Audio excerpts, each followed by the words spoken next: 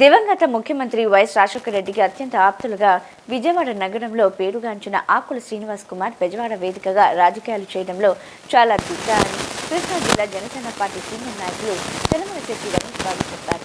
ప్రజలకు ఎలాంటి అవసరం వచ్చినా వారి అవసరాలను పసిగట్టి వారి సమస్యలను పరిష్కరించడమే ఆకుల శ్రీనివాసరావు లాంటి వ్యక్తుల ముఖ్య లక్ష్యమని చెప్పారు. అలాంటి నాయకులు రాజకీయాల్లో కొనసాగి ప్రజలకు మరింత మేలు చేసే విధంగా ముందుకెళ్లాలని సూచించారు. గత కొద్ది రోజుల క్రితం వైఎస్ఆర్సీపీ పార్టీ ప్రాథమిక సభ్యత్వానికి రాజీనామా చేసిన ప్రముఖ పారిశ్రామికవేత్త ఆకుల శ్రీనివాస్ కుమార్ ఇంటికి రాజకీయ పార్టీల నాయకులు క్యూ కడుతున్నారు.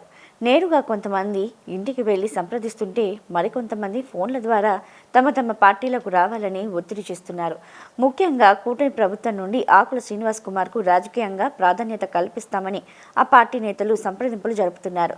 కృష్ణా జిల్లా కాపు నేత జనసేన పార్టీ సీనియర్ నాయకులు తెలమలశెట్టి రమేష్ బాబు కొంతమంది కాపు సంఘ నాయకులతో కలిసి ఆకుల శ్రీనివాస్ కుమార్ ఇంటికి వెళ్లి జనసేనలోకి రావాలని ఆహ్వానపరిచారు.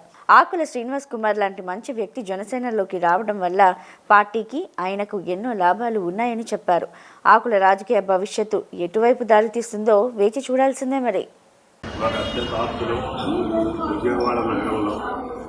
ఆకుల శ్రీనివాస్ గారు అంటే కాంగ్రెస్ పార్టీ అంటే విజయవాడలో ఆకుల శ్రీనివాస్ గారు అంత ఇదిగా రాజశేఖర రెడ్డి గారికి మంచి మిత్రులుగా ముఖ్య అనుచరులుగా విజయవాడ నగరంలో ఆకుల శ్రీనివాస్ గారు, ఈ ఉదయభాను గారు, ఆకుల శ్రీనివాస్ గారు వీళ్ళందరూ ఒక మంచి మేమంతా వెళ్తాను ఫాలో అనే ఉండి మంచి టీము, టాప్ టీము.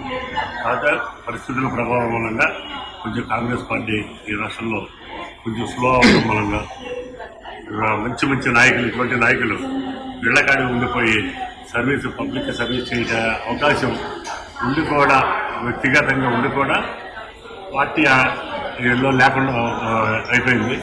ఇటువంటి నాయకులు మేము అంటే మరి చెప్పొచ్చో చెప్పకూడదు శ్రీనివాస్ గారికి తెలియదు, కానీ మేము ఇటువంటి మంచి నాయకులు, మంచి పేరుగల మంచి ప్రవర్తన ఇదివరకే కాంగ్రెస్ పార్టీలో ఎమ్మెల్యేగా అభ్యర్థిగా పోటీ చేశారు, ఎమ్మెల్యేగా పోటీ చేసిన రాజశేఖర రెడ్డి టైంలో ఇటువంటి పెద్ద నాయకులు మేము మా జనసేన పార్టీలోకి వస్తే మా అందరికీ కూడా చాలా గౌరవంగా ఉంటుందని చెప్పి కోరుకుంటున్నాం.